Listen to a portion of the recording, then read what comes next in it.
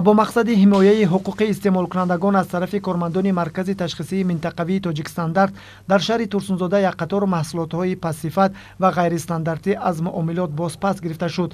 محصولات‌های پس‌صفت جمع‌آوری شده از قبیل کلچه، شیرینی، رولت، کرامل، حسیب‌های گوناگون، نوشاک‌های غیر اسپرتی، روغن رستنی، کارتوشک بریان، شربت میوه، صابون، بازیچه‌های گوناگون استحصال چین که به سلامتی آدم ضرر دارد جمع‌آوری شده.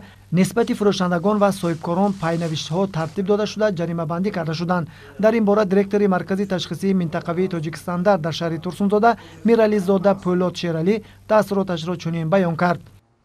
مرکز تشخیصی منطقوی تاجیک استاندارد در شهر ترسونزاده موافق دستور سپارش‌های حکومت جمهوری تاجیکستان برآوریت агентии تاجیک استاندارد در 3 ماه یکم سال جاری اوید به دستور سپارش‌های اساسگذار صلح و وحدت ملی پیشوای ملت پرزیدنت جمهوری تاجیکستان محترم امامعلی رحمان که در پیام امساله‌شان به مجلس عالی جمهوری تاجیکستان بیان نمودند، مقامات تاجیک استاندارد برای عملی ساختن هدف‌های حکومت جمهوری تاجیکستان در بابت حمایت حقوق استعمال کنندگان در بازار استعمالی یک قطار کارها را به انجام رسانید که نسبت به همین دوره سال گذشته نظر رسمی باشد.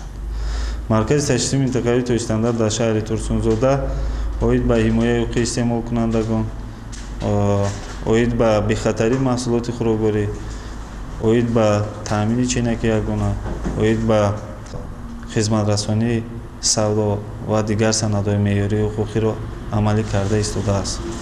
در 3 ماه اول سال جاری مرکز در بازار استعمالی 112 سنجش نقشه‌ای به قید گرفته شده بود که از این 112 سنجش‌های نقشه‌ای 89 حالت‌های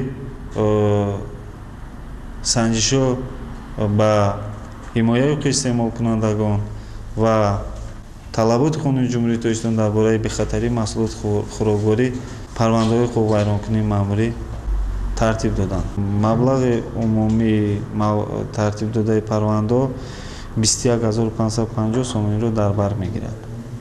در 3 ماه یکم سال 2018 از طرف نمایندگان مرکز تشخیصی منطقوی تاجیک استاندارد 112 مراتب سنجش گذرانده شده 89 حالت حقوق ویرانکنی آشکار کرده شد. به مسئولیت بعضی فروشندگان و صاحبکاران در سمت فروش محصولات بی‌صفت باعث سر زدن بیماری‌های سرایتی خواهد شد. از این خاطر باید هر یک میزبان هنگام خرید این یا آن محصولات صحنه برآورش محصولات را از نظر گذرانند و سرتیفیکات مال و محصولات را از فروشنده طلب نمایند.